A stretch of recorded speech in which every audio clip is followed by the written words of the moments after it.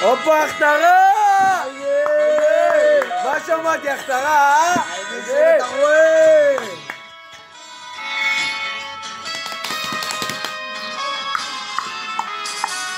אני לא כל כך זוכר, עם המקרר של גבי זה כשר, טוב ממילא זה לא כל כך טרי. אני לא רוצה לטעות, זה לא שווה לטעות, ובמיוחד לא מגבי הגות.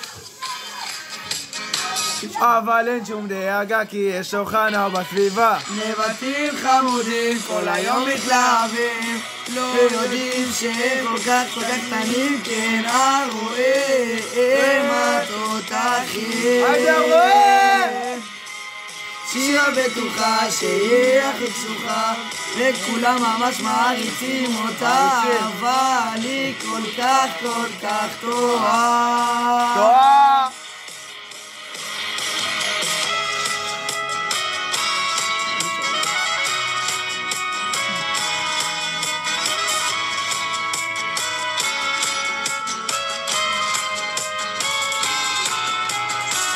גילנו בקבוקים ממים מורלים שחלחלו בכיורים. בכיורים!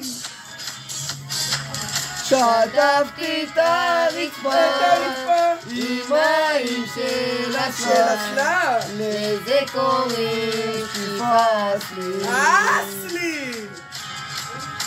טוב, מה שלא יודעים לא כל כך קורה, כבוד הרב יגאל, יש לנו מדריך שנקרא בישיבת פינקן, או רבנו תן לנו עצה